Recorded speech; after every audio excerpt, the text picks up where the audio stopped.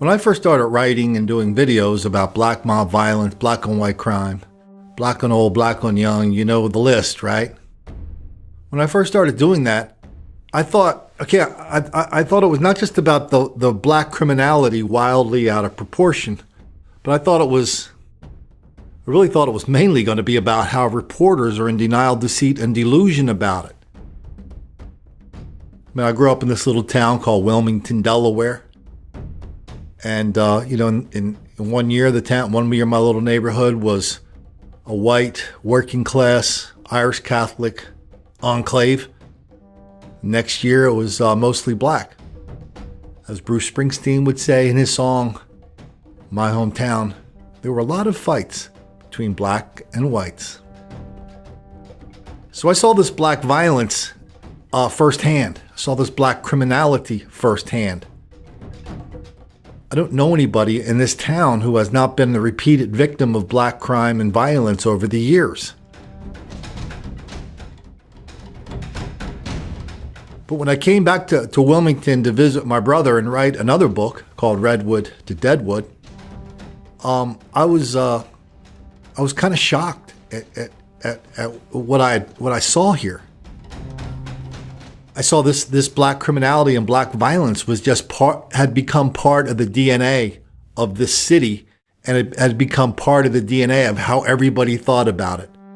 How the politicians and the reporters, they were just totally into ignoring, denying, condoning, excusing, encouraging, even lying about it. And so we started doing stuff on the radio. I started talking about it on the radio. I started talking to other reporters, and they would, there was an enormous episode of black violence for over a period of years directed at Asian students, South Philadelphia High School. One day, 13 Asian students were taken to the emergency room.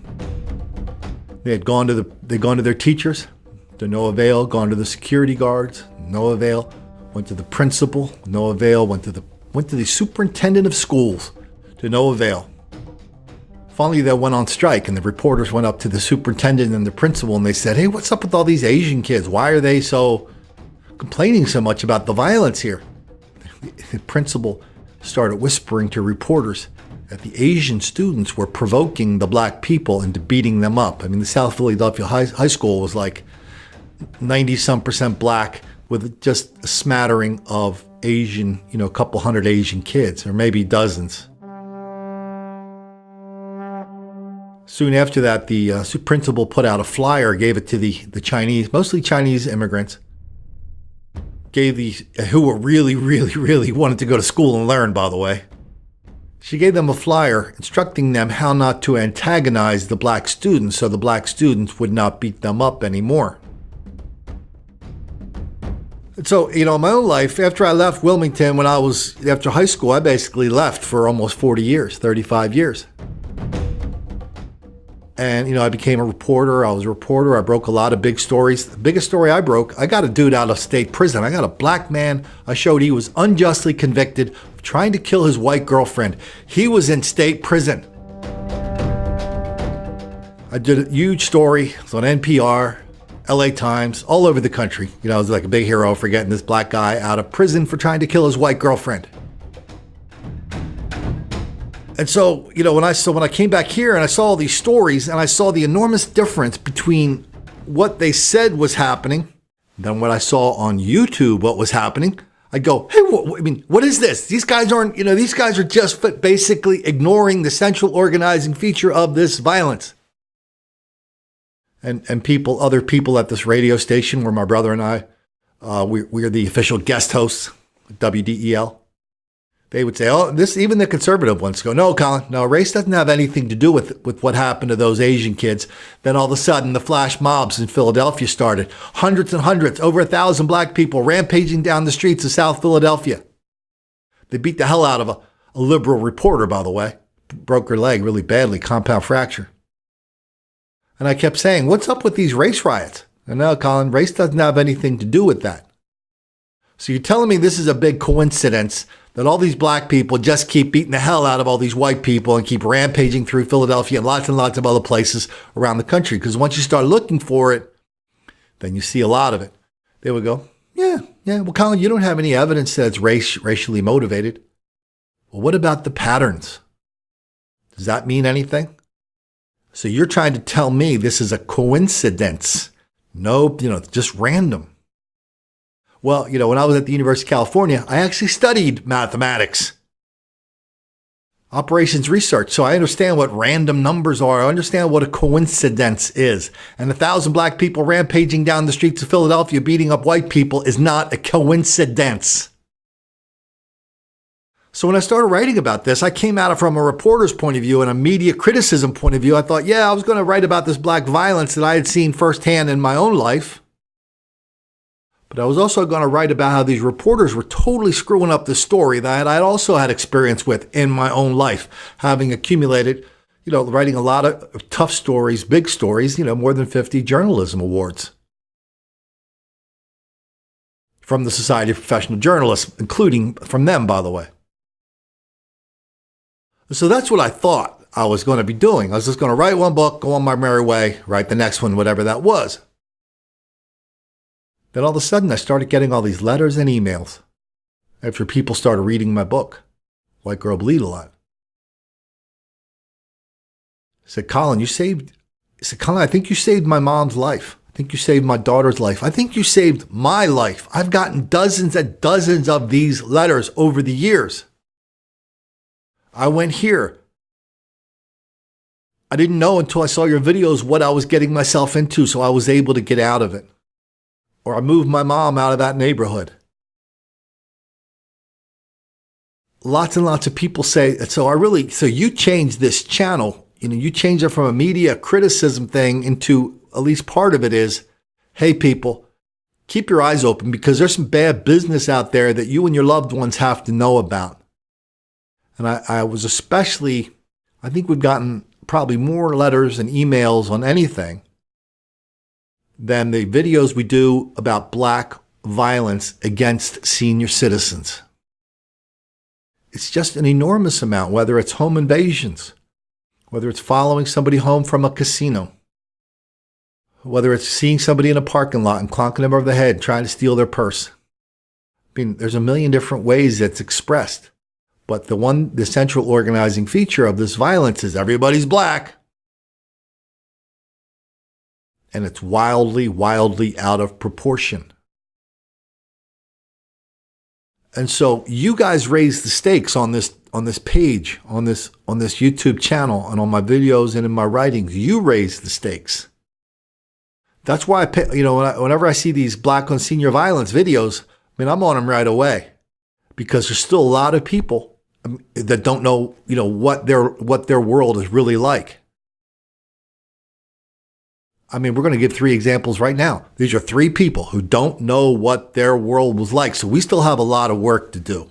That's right. Philadelphia police are telling us the 81-year-old victim did put up a fight. She was targeted by a much younger man who stalked her for a short time, punched her in the face, and got away with some of her most treasured belongings.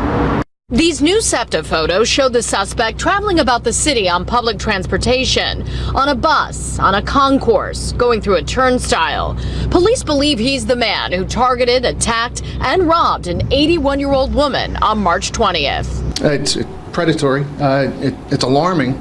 If he could do this to an 81-year-old woman, he's capable of doing anything to anyone. Around 3:15, the victim exited the H bus and started walking north on the 8400 block of Thoron in the Cedarbrook section of the city. It was the second of 2 buses she'd taken to pick up money orders for her church. A car pulled up alongside her. A male exited the rear passenger side of the vehicle. He immediately approached her and he grabbed her handbag. They struggled. The strap broke and the man ran back to the getaway car, but the driver ordered him to return to the victim. And he punches her 1 time in the left side of her face. Once he punches her in the face, he is able to get the bag, which contained cash, bank cards, the money orders that she'd taken 2 buses to get, and a prayer booklet and paraphernalia from her church. Police believe the suspect first noticed the victim on the bus, followed her off, and somehow summoned a friend with a car to help him continue to follow the victim and then escape. Police need help identifying him before another elderly victim becomes a target. This is an incident where he physically struck an 81-year-old woman doing work for a church. We're asking for the public's assistance in identifying this male. I did speak with the victim off camera. She said she's doing okay, that she wasn't physically harmed too badly. She was most upset about losing her prayer booklet and items both for and from her church. Lewis County tonight, police in Town and Country want your help finding a group of people targeting older women at grocery stores. Investigators say 2 members of the group distract the victims while others steal the victim's wallet. This has happened numerous times over the past week in Town and Country and surrounding communities. Sound right. Trust that instinct. Lights throughout our entire lives. The folks who crossed the street in fear of their safety. The clerks who kept a close eye on us in all those department stores. After a man was caught on surveillance video severely beating a woman, he is still on the loose tonight. Wichita police want the public's help in finding him, but we have to warn you, the video you're about to see, it is very disturbing. Police say the attack happened last August in an apartment building near 2nd and Topeka. The suspect followed the woman inside and soon began hitting her with a wooden board, leaving her with serious head injuries. Tonight, a warning from police to always be aware of your surroundings. Avery Anderson joins us now live from downtown Wichita with more on how to protect yourself. Avery? Darren, it's places like these in a parking garage that you have to be the most vigilant, most importantly at night. Even though that woman that was attacked on video was attacked in an apartment complex, there's still many areas that you have to be on your guard, especially if you're alone. It's a tough video to watch. A 58-year-old woman beaten with a 2x2 while waiting for an elevator. Police say the stranger followed her into this building and attacked her. It's extremely troubling to see any sort of image like that. Deputy Robert Hefner teaches personal safety classes for the Sedgwick County Sheriff's Office. To prevent yourself from becoming a victim, Deputy Hefner says always have a game plan. Yeah, we always recommend that people play the what-if games. And what if I'm walking out to my car and someone comes out from behind another vehicle? What am I going to do? And that way we already have that mental plan. Deputy Hefner tells me try to avoid walking by yourself at night. If you have the option to walk with someone, we automatically decrease the odd that we're going to become a victim. In a public parking garage, Hefner says walk to your car as quickly as possible. And if something feels wrong, hit your car alarm. And if you get that feeling that something doesn't look right or feel right or sound right, trust that instinct. If you are alone, avoid stairwells like this one. When using an ATM, do so during the daytime when others are around. But if you are attacked, scream as loud as you can for help. We don't always have the ability to run, and that we may have to turn and say, okay, I have to defend myself and I have to fight for my life. Hefner adds, if you are carrying a weapon on you, make sure you know how to properly use it. The buddy system is the best form of protection. Hefner tells me if you are able to walk with one other person, it decreases your odds by being attacked by 70%. However, if your situation does not allow you to be with somebody else, make sure to have your head on a swivel at all times. They say that journalism is the art of writing with absolute authority about something you know nothing about. That's what I think whenever I see some newsreader looking into the camera and instructing people how to protect themselves. Keep your head on a swivel. Oh, if you have some instincts, follow them. Oh yeah, then Michelle Obama will have the Civil Rights Commission, parked on your front lawn with a bunch of signs. Well, the fact is, all those things that newsreader was talking about in the last video, they're just not enough. I mean, as long as her and her buddies are going to continue to refuse to connect the dots, refuse to tell us the truth about what's really the central organizing feature of this violence, there's going to be a lot of people in danger. There's a lot of your mom and dad is in danger. Your aunt and uncle, your neighbors are in danger. Your friends are in danger. And so when we talk about what people can do to react to this enormous level of black criminality in this country so wildly out of proportion, we don't do fairy tales around here. We don't do the keep your head on a swivel fairy tale. Because the plain fact is, a lot of people involved in crime, it's not their first go around. They have very, very long records. I mean, it's really hard to catch somebody committing a crime. I'll post in the notes to this show a little computer thing from NPR where you can look up your town and you can find your own town's what they call clearance rate. If there's 100 murders, so some towns they want it like that means either the person is convicted or they kind of know what happened in the murder. So a murder clearance rate, right, might be 30, 40, 50%, might be lower in a chocolate city. Other places, the murder clearance rate is going to be 70, 80%. But once you start getting to the violent crime and crimes against property, home invasion, stuff like that, it plummets. Even the best places are hovering down 10, 20, 30%. And so it's hard to catch somebody. And when you catch them, all of a sudden, everybody's coming down with these, nobody cares about the victim anymore. Everybody's giving us the song and dance about the predator, how the predator is now a victim of white racism. And why do we want to put him in prison? Because that's just part of the, school to prison pipeline. We have to break that. Oh, yes, we do. We're criminalizing people with mass incarceration. As if the person who clunked that little old lady on the head and killed her had no responsibility whatsoever for what he did. And so I don't want to hear these little fairy tales about keeping your head on a swivel until when we catch people, we don't let them go for a while. When we catch them, we have to recognize what danger they are to our senior citizens. So we can't go playing silly games with midnight basketball and, work release programs after 6 weeks in jail.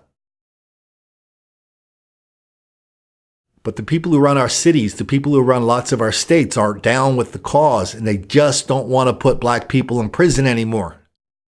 Even if we catch them, even if we know that when you catch somebody, the chances of them committing that exact same crime are very, very high.